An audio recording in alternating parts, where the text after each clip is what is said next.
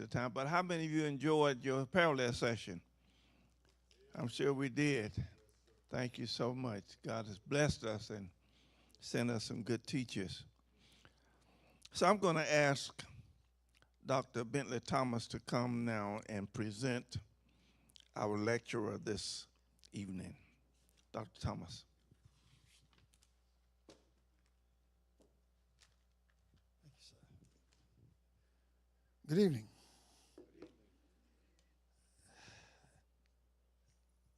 To introduce this man, you got to skip pages.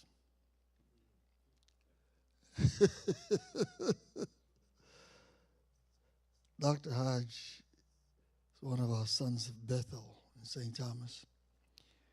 He came from a place where it was asked, like they asked Jesus, can any good thing come out of Nazareth? He lived around the field. That's where the church was, up the hill from around the field.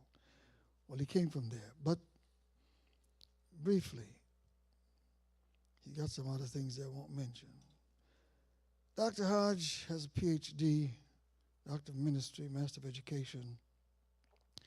He's interim director and lead ethicist and associate professor at the National Center Bioethics and Research and Healthcare at Tuskegee University. He's a visiting faculty in Residence Center for Bioethics at Harvard Medical School. Adjunct professor in the Department of Communications, Philosophy, and Modern Languages at Tuskegee University, director of the Bioethics Honors Program, editor of the Journal of Healthcare Science and Humanities. Board of Directors, he's a member of the Board of Directors, Public Responsibility in Medicine and Research. Professor of Philosophy and Theology at Jamaica Theological Seminary. BA American Baptist College, that's in Nashville. And one of the beautiful things about this young man is that you got to know him. He doesn't even know how smart he is. I always tell him that. But God has blessed him and used him in many ways. Very humble in his demeanor, and we're glad to have him here with us tonight. He loves his church. He mentioned that. He loves the family. Didn't say all he went to. He went to Emory University. He's a dean at Columbia Theological Seminary. PhD from North American School of Theology. PhD from the University of Miami. He is the only theological philosopher that I know who loved Jesus so much. He's a philosopher, but he loves Jesus. I want you to hear him today. Dr. Hodge, it's your turn. Thanks, Bishop. He had me for a lot of things, and what I wanted him to say, he didn't say. That I love him, I love my two sisters, Abigail and Lisa, and I love Mommy, right? Family. He didn't say that part.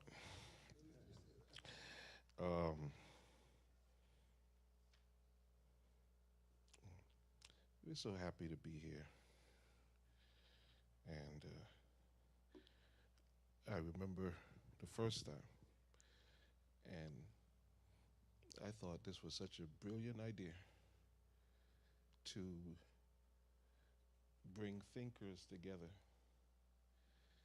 to think, because the Congress and the convention, they seem antithetical to thought. So it was so nice. And so the first time I came, I sat somewhere and I just listened. And I remember I get a lot of disrespect. I don't care, especially now, not anymore, because I eat good. But I get some disrespect. So one day, one of my classmates at Emory, a young man, got his PhD, and he was a Rhodes Scholar, got his PhD from Emory, and he just taught all over the place. Schools hold positions for him. Name is Brad Braxton. And so Pastor Maddox and I were in the same session.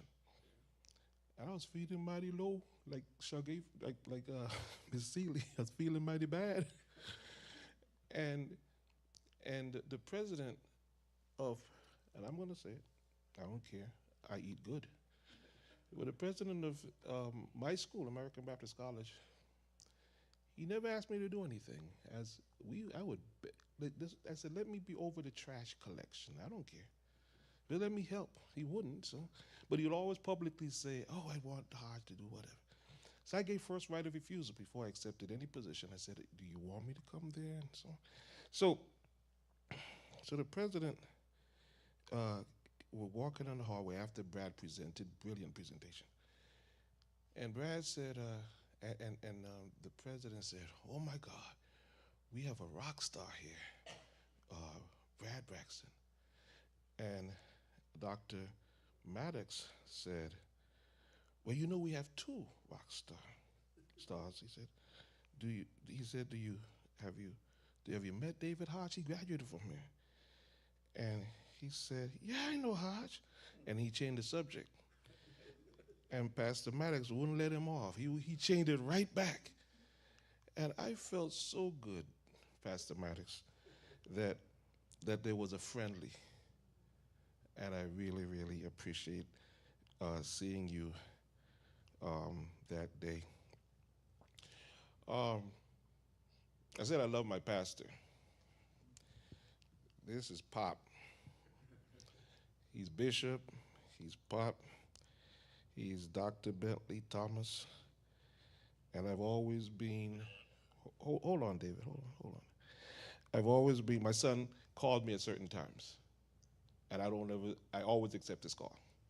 So I don't care if I'm up here or if I'm going to take his call. So now he could just listen. He can be fine with that. He'll listen and hear his dad talk about stuff because he likes to tell me I'm wrong. but I was always, the first time I heard Pastor Ben, although my family, and I think we're family, because my mother is Brown and Thomas, and Bishop is Thomas, and Sister Bishop is Brown. So I think they came out of the same village in St. Kitts, same village. So I think they're family. So amen. And my father used to discipline Bishop. So that's how far we go back, before I was even conceived. So nevertheless, my mother and father have gone home, and Pastor Bentley that's my pastor. Even if I disagree, I won't tell him. And I said, he is the angel of that house at Bethel. Whatever he asked me to do, I do. If he said teach on this, I'm teaching on that. Whatever he says to do, I'm going to do it. Because I'll never forget that day I sat and listened to him preach for an hour every Sunday, 3 times on Sunday. And I'm looking over his head, like, where's he getting all that stuff from? Where's he getting this stuff? And I'm thinking God must be speaking to him personally. So God is around there somewhere. And he will say stuff like he'll be reading and studying at night and get sleepy. So he said he'll stand up and read standing up so that you won't get sleepy. I tried that. I almost ended up in the hospital. It didn't work. I hit my head. But anyway, I'll never forget one of the leaders who led me to Christ. I'm not even sure what that means. But he said, Brother Simmons, he said, this is the second Sunday, November 1982.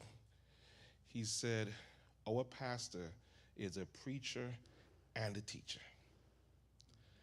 And I might challenge that by the end of the week. So tonight I'm not saying anything theological whatsoever.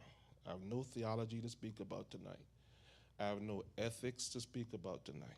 Tonight I am looking at at fellowship strictly from a philosophical point of view.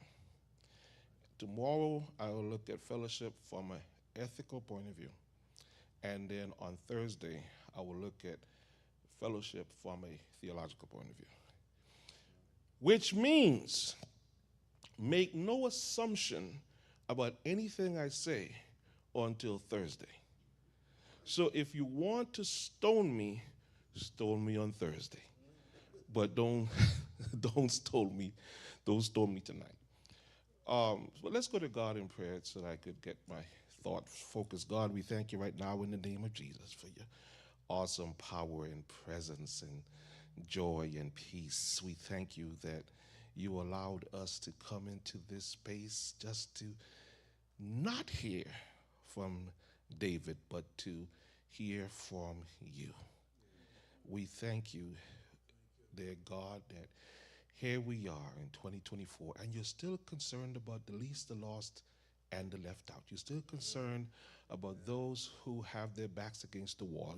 You're still concerned about those who are the blind, those who are the oppressed. You are still concerned, and you are still using us to make your word palatable. So help me to decrease so that you may increase. Hide me behind the cross so that none but the Lord and Savior Jesus Christ will be seen today. In Christ's name we pray. Amen. Now, some of what I'm about to say may seem technical, but do not give up on me. Just keep going, and it's going to all come together and make sense, I think. And if it doesn't, well, that's when the stoning begins. But don't give up on me. Because, see, so every time I present, I try to ensure that it's a sui generis presentation, that the presentation is for this group and it's for you, it's for me, it's for this moment in time. So I pretty much don't know. The presentation this morning was brilliant. It was an amazing presentation. Pastor Damon, brilliant presentation. I loved it.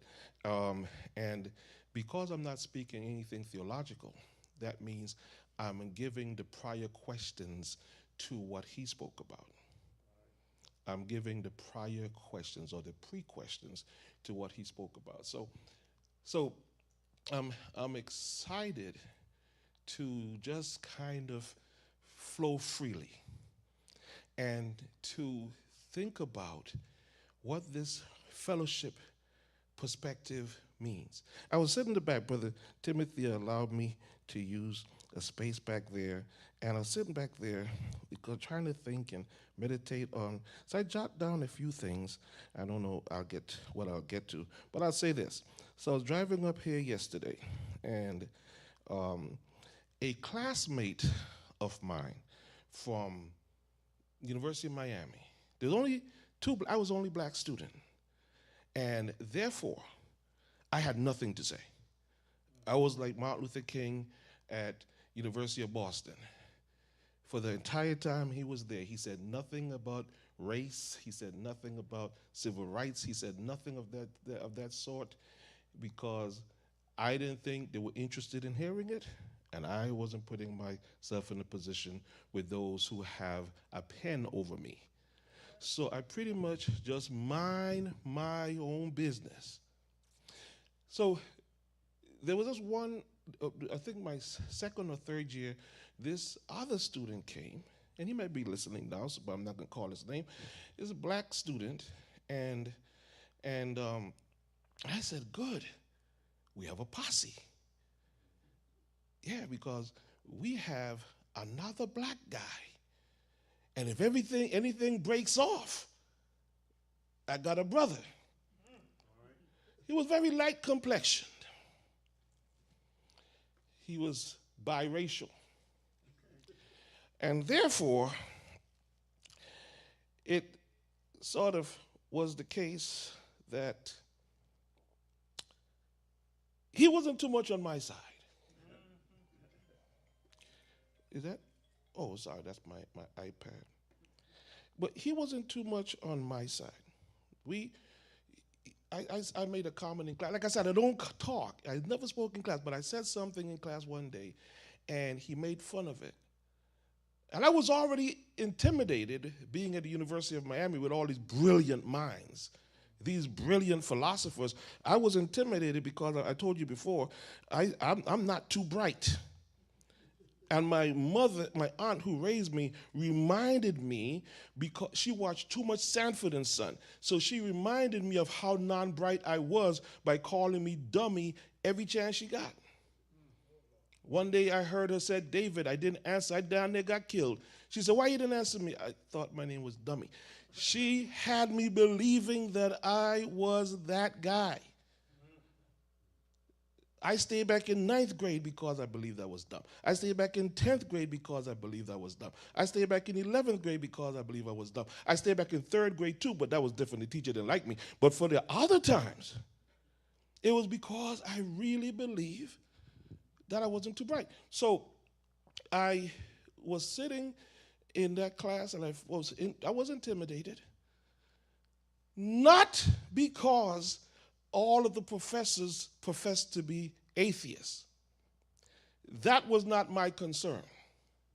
Because if they were teaching me engineering, calculus, or geometry, I wouldn't be concerned whether they're atheists or theists. Right. They're teaching me philosophy. I don't get pastoral theology from my professor, I get it from my pastor. So I didn't care about their philosophical beliefs or agenda. I just knew that they had some stuff that I was interested in grasping. And I also knew that I had never been in something so intellectually potent and so intellectually harsh like that environment. It's like almost nothing, you can say nothing that went unquestioned. Whatever you said was going to be questioned. You have to be ready to defend whatever statement you make, even if it's some nebulous, some underside passing comment, you better be able to defend it. And do so with some perspective and authority and so on. So having my classmate speak to me the way he did, it really hurt my feelings. And we played basketball together regularly. So I took it out on him on the court. You know, he said he's 6'1". I don't think so. But I'm 6'2". I didn't. John, I put it on him. Now, here we are almost, right at 20 years later. 2 decades later, I haven't heard from him. And he called me the day before yesterday. So he said he wanted to catch up. So I said, well, cool. And he told me a story when we were on the highway yesterday coming up, when I was on the highway coming up. He told me the story of how I said, how's your family? He said, what? I said, yeah, how's your family? Because that's always my first question. I want to know, I will know how you're doing if I know how your family's doing. So I said, tell me, how's your family? And he said, well, it's interesting you asked that. You know, my father had a stroke. I said, I knew you had a stroke. He said, you knew that? I said, yeah, I was praying for you. He said, well, we have a lot to talk about. And he said he was at his father's bedside when his father had a massive stroke. And he had a stroke at his father's bedside. He said, I don't even remember my father's funeral. The only thing I remember is what my mother told me happened. And I said, wow. He said, but David, there's always something that I thought was curious about you. I said, what, because I never spoke in class? He said, I thought you just taking notes. I said, yeah. So what I thought was curious about you is that you believe in God. And I said, well, yes, I do. And he said, well, you know, I don't. I said, well, good luck. Well, he said, I don't know how you could, as a philosopher, argue for the existence of God. I said, I never told you I argue for the existence of God. I said, I'm like you. I don't believe God exists. And he said, wait. I said, see, I said, we're going to have a little dog fight here. He said, how much time you have? I said, how much time you have? Because I had just hit Chattanooga, so I got a minute. He said very peculiar thing. He thinks I'm peculiar. He said, you know, I go to church every Sunday. I said, oh, do you now? And he said, but he said, you're going to have to explain to me how this thing works. And don't forget now, I'm not talking theology, I'm talking philosophy. He said, you're going to have to explain to me how this God thing works. Because he said, David, he said, there's no way to prove that God exists. I said, well, I think I could best you on this. I want you to do me this favor and prove that God doesn't. He said, well, I have evidence. I said, oh, you do? Well, what's your evidence? So he said, well, my evidence is that when you look at at evolution, and when you look at primates, and you look at how we have evolved, he said, that goes to show that there's no God. I said, like, wait, where'd you go to school again? That doesn't go to show there's no God. It goes to show that the creation story may need reinterpreting for what you are arguing, but that doesn't mean there's no God. I said, all God said was bang, and they called it the Big Bang. He said, David, I can't believe you said something like that. There was no Big Bang. God didn't create any Big Bang. I said, you were there? He said, no. He said, no. He said, you're not going to get away with that. He said, we could use the wormhole. We could use the black hole. There are other ways of explanation. I said, I 100% agree with you. He said, you do? I said, yes, that God used the wormhole, or God used the black hole, but it doesn't matter. There was some hole that God used to pull us out of it, and that's what I said God is. And then I said, here's the thing for you. What was occurring the day before the wormhole? And he got silent. I said, oh, philosopher, don't get quiet on me now. I want you to why are you silent? He said, I'm not silent. I'm just thinking. I said, okay, then you're in trouble. Because if you pause to think, I'm going to wrap you up right now. Because you have now this is where our conversation tonight gets interesting. You have no epistemic justification for denying the existence of God other than the same reasons why I would deny the existence of God. And in the same way that you cannot prove to me that you are you, but you want to prove to me that God isn't God. He said, I can't prove to you that I am me. I said, what is he? He said, I got your evidence. So what's your evidence? My evidence is that I am here talking to you. I said, no, somebody is talking to me. But I don't know it's you. Because if Pastor Joe Maddox is talking to me, I would assume that is Joe Maddox talking to me and not his identical twin brother, John Maddox. So I would have to first know that there is no John Maddox before I would know that there's a Joe Maddox. But then if you say, okay, well, we can't find evidence of a John Maddox, but could there have been? Yes. So then there could be God, right? Can't find evidence of God. But if you can't find evidence of God, you can't find evidence of John Maddox, you can't find evidence of Joe Maddox. And we don't know that there's not a triplet named Paul Maddox. And so if you want to have this song and dance, I could do, let me see, you got triplets, quadruplets, fiftuplets, sextuplets, seventuplets, eighttuplets. We could run this gamut. And then if you push me, there's a TV show years ago about a little girl, and it was black and white, the Patty Duke show. She had an identical cousin. Okay, so now, Brother Joe, man, you got some cousins look just like you, and we could run the gamut there. So the same crisis that we have for asking the question about God's existence is the same crisis we have for asking the questions about any existence.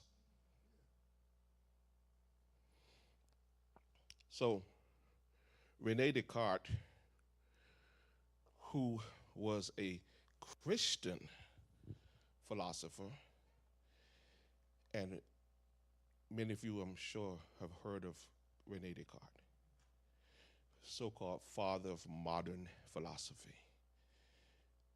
Descartes said,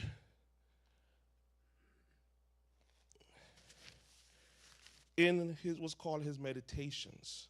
So essentially 6 days he sat down, and each day he gave him meditation.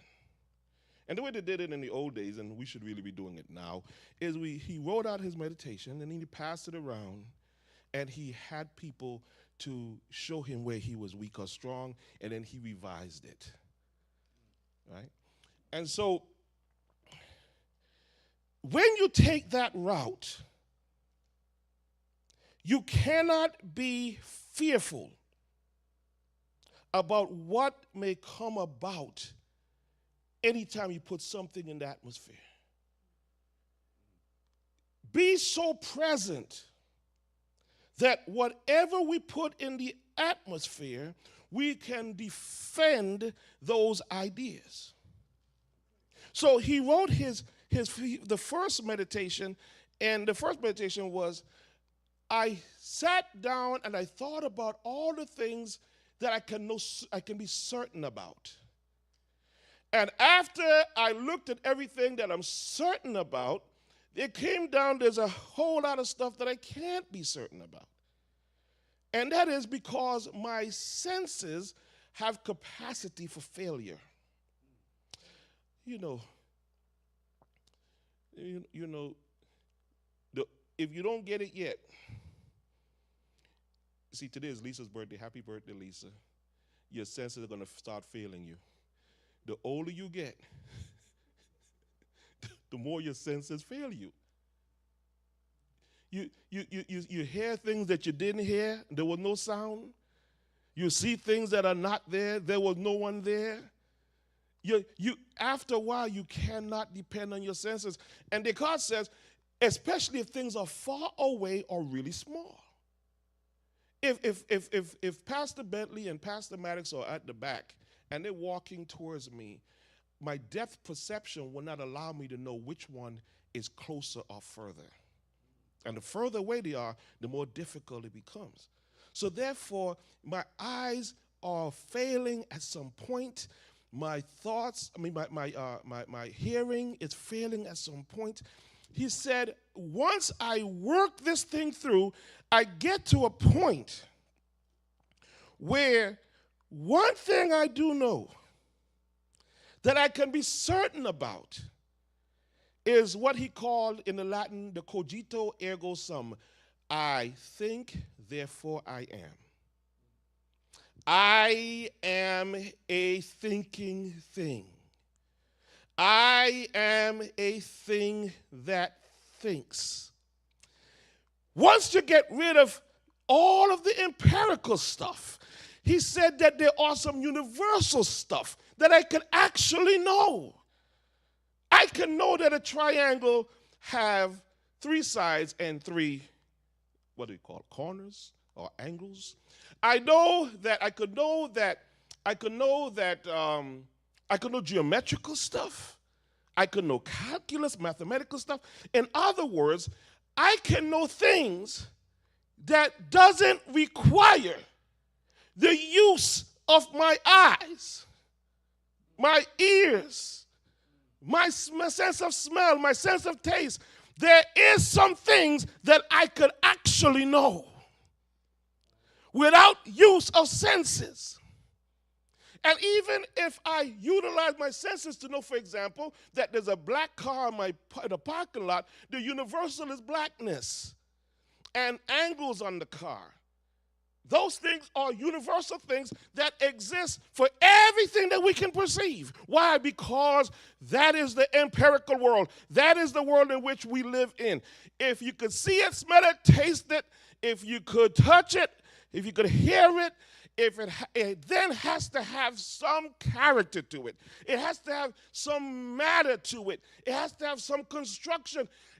If these things are possible, it's only possible because there exists an underlying metaphysical thing that I can't see. I think I'm going somewhere with this. I hope you could see me right here. I look at the physical world, and because of its organization, because of its structure, because of its definition and its character, because of its consistency, there must be something underlying it that I cannot see. And he said, I call that thing God. And he said, and you can't tell me that I'm wrong. You can't tell me that I'm wrong. So suffice to say, for at this moment, the only thing that I want you to get out of this conversation is that I'm wrong about a lot of things, right? I'm wrong about, which way to go when I leave the house. I'm wrong about whether or not I should eat fried chicken. I'm wrong about some things. I'm wrong about some things morally. But I'm never wrong about God. Again, I'm not talking theology now. I'm speaking straight philosophy. Don't let them confuse you. They're trying to play with you. But I said, you know what your problem is? That's what I told my friend. I said, you know what your problem is? You're too smart. He said, what do you mean? I have to be dumb to believe? I said, it would be helpful. Because you're too smart. Because you are sitting here, well, whatever he was doing, you are coming up with all this stuff that has nothing to do with God. None of this stuff that you are talking about have to do with the God that I believe in. None of it. And it doesn't matter what you tell me. It doesn't bother me. You can say whatever they want to say about God. You think I care?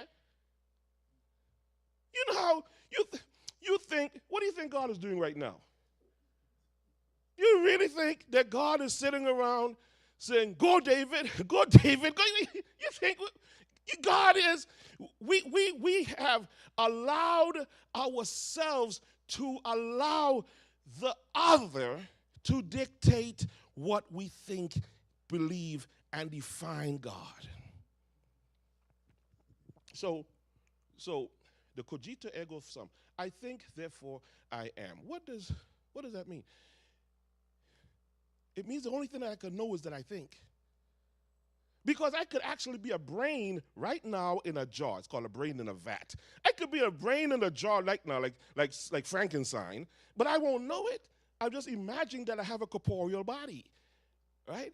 I could be dreaming that I'm here right now, right? You ever had a dream? You ever had a dream? You haven't had any dream. Let me tell you something. There's a thing called a pea dream. You know what a pea dream is? You know why you're laughing? Because you're guilty. A pea dream is when you swear up and down that you were walking to the bathroom. You even saw yourself sitting down, looking up, standing over, thinking and enjoying yourself. And then you said, it's kind of wet right about here. And then you figured out you just peed your bed. Well, dreams are so rich and vibrant sometimes. And people say, well, no, I know when I'm not dreaming. No, you don't, because that's why you peed your bed. Similarly, if dreams weren't something to be scary, have you ever had a nightmare?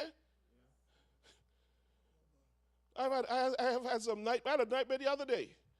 Actually, I had a good mare because I dreamt that I came into some dollars. John, I woke up looking for those dollars. And I said, I know I put it somewhere. Dreams could be extremely vivid and fictional, making you believe that it is when it is not. But the one thing Descartes says that I can know is that I am a thing that thinks. But even that I cannot know, because quite frankly, I could be a thought in somebody else's thinking. Somebody else is dreaming me. And guess what? I call that somebody else God. God is dreaming me. I'm all by myself. I told just because I said I'm not going to theologize. That's why y'all not getting excited. Because some powerful stuff. Bishop Desmond Tutu wrote a book called God Had a Dream. God dreamt about me. Could you? All by myself. This is funny to me. The God who created, I'm not talking theology now, I'm still up in the philosophical realm here. The same God that put all this stuff together, who seems kind of busy to me, who have some business to do over in the Palestinian-Israeli stuff, who has some stuff to do in the Russia-Ukraine stuff, who has a lot of work to do in the Trump stuff. God seems busy, but for some reason, God has taken the time to dream about me.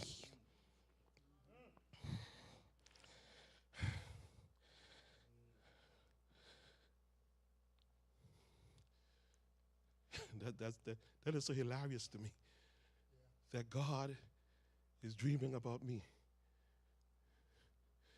That could move you to tears. God is dreaming about me. God is. I said to Mama one time, I said, Mama, I said, Mama, do you pray for me? She said, of course. I said, what do you say? And then she said, well, there's 12 of us. So I wasn't interested about whether she prayed for them. I just want to know she was praying for me. And she said, Mama said that. She said, I pray for Agnes and Lander and Mikey and Eartha and Colleen. I pray for Ira and Glenroy and Junior. And I pray for you, and I pray for Alcido. I said, I don't like this prayer. And then Mama said, and when I'm done, I go back and I start again, and I pray for just you. Because you are doing God's work. And I understand that your battle is different from theirs. And when Mama said that, this is my mother now. And my mother said that she is praying for me. Then imagine how I must feel to know that the God of the universe is praying for me, is thinking about me, is interested in me. Now here's the part that's getting sweeter if you walk with me. It gets a little sweeter. I like what he said this morning. He said, walk with me. I like that. If you walk with me, it gets a little sweeter. Because if I have dimension and character and structure and organization, nothing that has structure and dimension and organization. We were here a few minutes ago talking with North American School of Theology, right? And you know what we said? We need to make sure it has structure and organization and focus and dimension. Nothing that has organization and structure and dimension, nothing of that sort ever occurs unless it was first in an imagination. You think that this phone just popped up dry long so? That this phone just one day said, I'm going to be a phone? No, a fellow by the name of Mr. Steve Jobs, or Jobs, whichever, he said, in his imagination, you know, there's a thing called an iPad. I remember just before he died, Steve Jobs came up with the iPad, and I said, I want that. Now, mind you, I didn't even know what it was. I don't need it. I just want it. As they told me I could watch TV on it, I could read books on it, I just want this thing called the iPad. And this iPad thing, this tool that many of you today have these things called tablets, what is interesting about them is that they had to first be in somebody's imagination. Now, if this phone, you see how the screen looks? It took a licking, it took a beating, you know. This phone here, God bless it, and it's going to die soon because they make it to last until there's a 15 and a 16 or a 17, right? So it's going to die soon. And I have to go out and get another one. But I am convinced that somebody dreamt this. I am fundamentally far more potent than this. I am more put together than this. I am more created and well created than this. Why would I believe that somebody dreamt this and not believe that somebody dreamt me? Now here's where it gets sweeter. If I was dreamt, that means because I then become a prototype of that which is the result of dreams. That means that you were dreamt too. Now here's where it's actually juicy. The fact that you were, how do I know you were dreamed too? And to be in relationship with me is because in the way I was constructed, in my dimension and my definition and my organization and my structure, the way I was put together, I have these lips. Yeah, they're a little thickish, but they're mine. And I got some teeth. I asked my brother said, David, how many teeth you have in your mouth? I said, well, let me see. How much you start out with? He said, about 32. I said, well, I got 30, I got 29. He said, you got all those teeth? I said, well, how much you have? He said, I got 9 left. The purpose of the teeth is not just to chew food. The purpose of the teeth is to work together with the tongue and the lips. Now, y'all listen to what I'm saying. They work together with the lips and the tongue. Now, all of this could be accidental, as my good friend is trying to tell me, right? Evolutionary and is accidental. But how do you explain the vocal cords that pops out of nowhere, that has a vibration when the oxygen comes through the lungs? And then it's the vibration is nothing but and then it's twisted and contorted by tongue, lip, and teeth to create vocabulary. What's the purpose of vocabulary? To be received by an other. You don't need vocabulary if you are created by yourself. If we are just here by ourselves, we don't need a vocabulary. We don't have to sing. We don't have to talk. We have nothing we don't even need lips. You don't need vocabulary. Here's what's even more interesting to me. What's even more interesting to me is the other has receptors called ears. And when you speak words, there's a vibration in the atmosphere. And the vibration goes into your inner ear and hits on your eardrum. And that vibration, This is where it's really exciting. That in vibration then go through sensory perceptions that then is interpreted as words and are stored in your brain so that every time you hear a word, you know what it means so that you could use it again. Why? Because we were created for the purpose of social community and fellowship. I told you if you hang with me, you'll get there. We were created for the purpose of fellowship. And the funny thing is, because we were created imago Dei, in the image of God, therefore we look something like God, not in terms of physical, but in terms of auditory, in terms of vocabulary, so that we could converse with God and God could converse with us in whatever language you choose. Which means that our bodies are ground zero.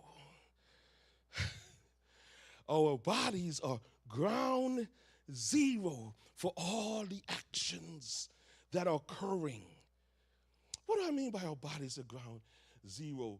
The phenomenologist by the name of Edmund Husserl, he said that your body comes in two parts. There is the experiencing body, and then there's a physical body. That's some sweet stuff. So the experiencing body is all I have access to.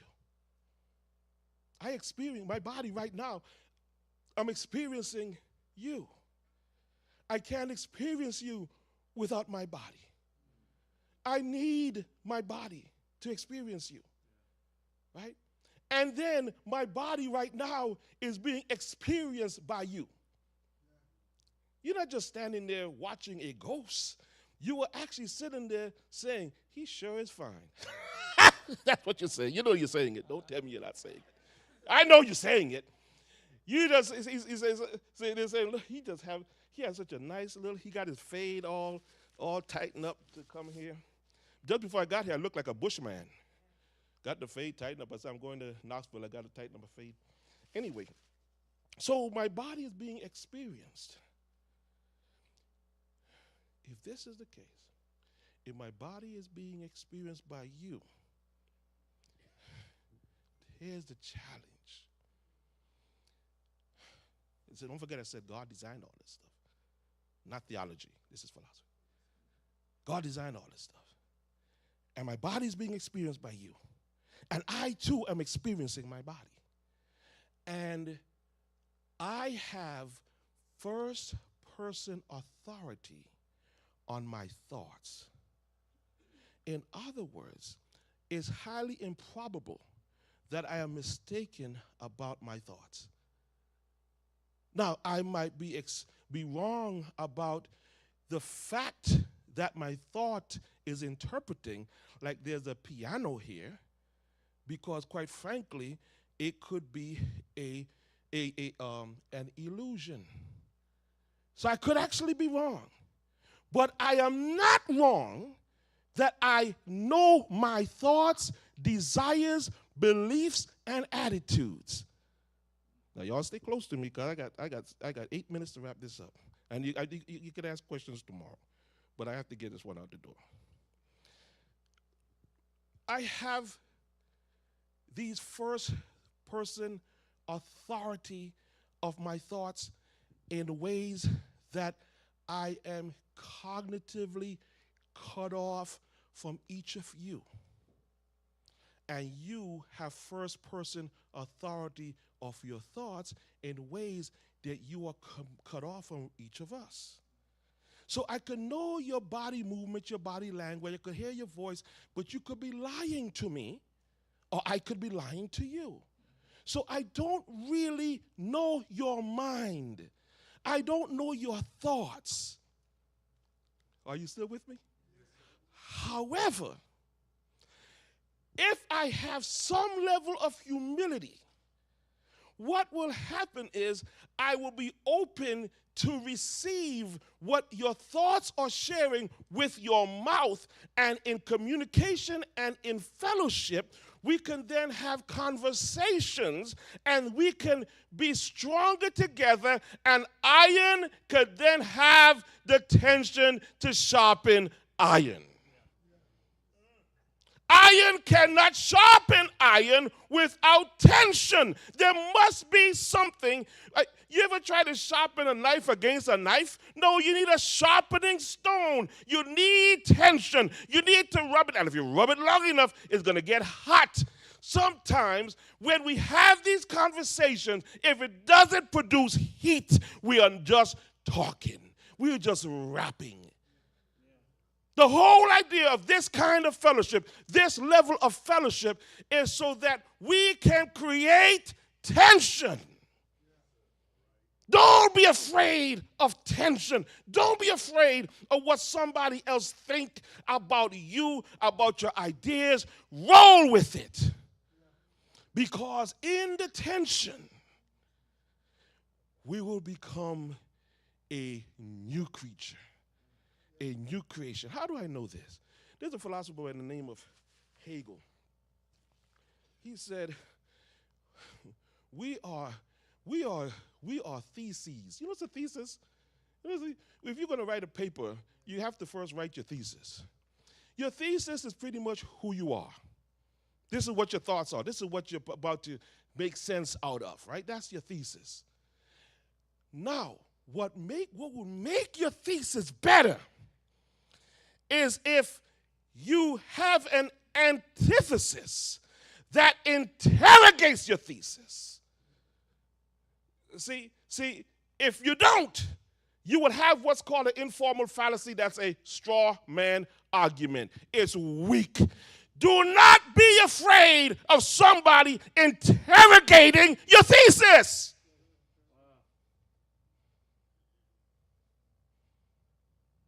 I have a shirt. Actually, I wore it yesterday. It says, I'm not afraid of you because I have 3 sisters. And if you mess with me, I'll give them your name. I'm not afraid of you. Got 6 minutes. I want to give you a thesis of interrogation. Listen, if a thesis is interrogated by antithesis, the middle ground is called a conflict. It's called, it's the North and the South. That conflict is called what? The Civil War. It's England and America. That tension is called the Revolutionary War. So at the point of 2 tensions, you have a revolution. At the point of 2 tensions, you have a revolution. Let me say it again. At the point of 2 tensions, you have a revolution. It's called a synthesis. And that synthesis becomes your new thesis. And then there's an antithesis to that, and on and on and on. That's how we grow and we develop.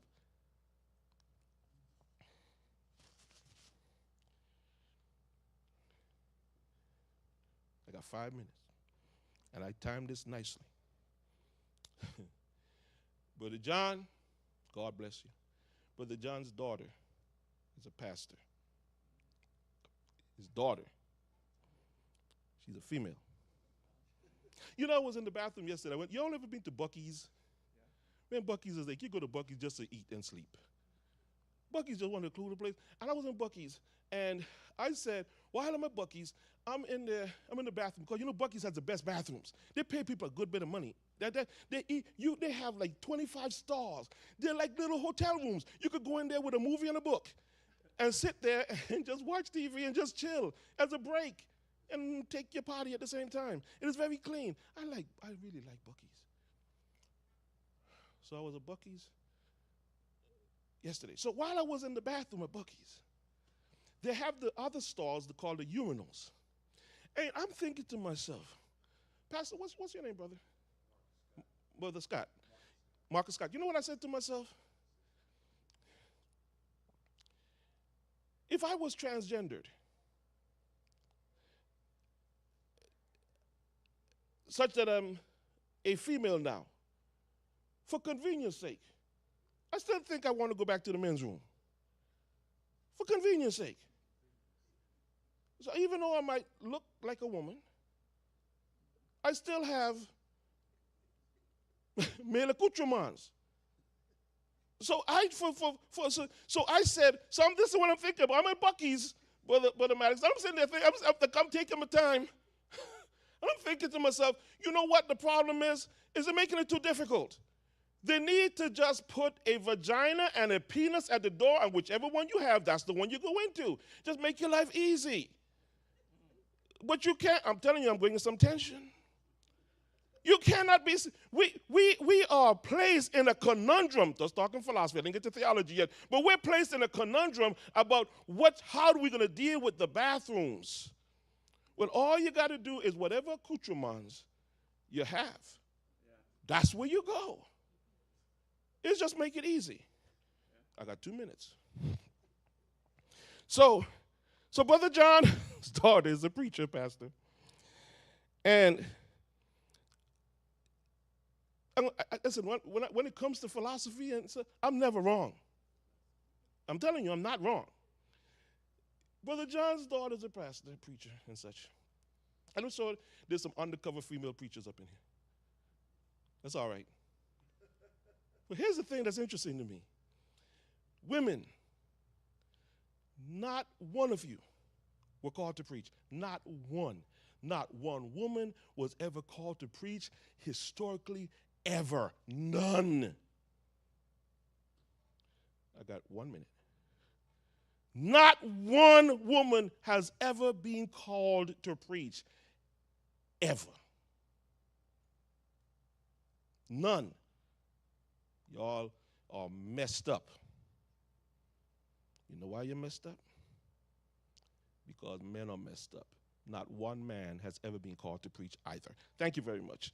I will continue this conversation tomorrow. All right, let's stone Dr. Hodge. Where's your stone? Pick it up, throw it at him. Wow. I'm glad that he didn't teach theology. But I'm anxious to hear how he brings all this together on Thursday. I told David several years ago, I was saying to him earlier, I heard him talk about the fact that in his mind, in his teaching, God doesn't exist. And you could tell that he's smart, right? I said to Dr. Thomas, I said, David has lost his mind. He's too smart. Because what he was saying didn't make sense. But if you stay with him, like he said, follow this through Thursday, and all of this will come together. Now, we might disagree with him, with his philosophy, but we're not going to disagree with his theology. All right, thank you so much. Give the Lord a hand for Dr. Hodge. Amen, amen. Okay, we have just a few minutes, and I'm going to ask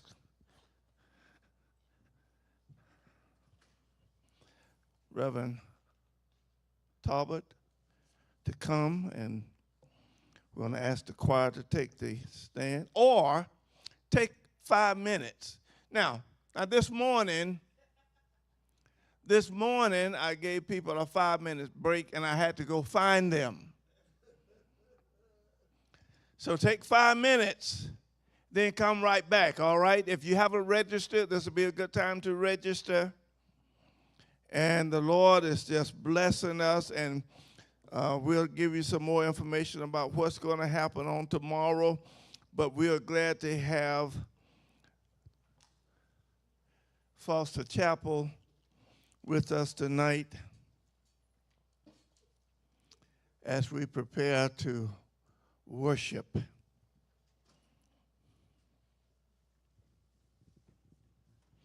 We'll get started. It is now 7:02. We'll get started promptly at 7:15.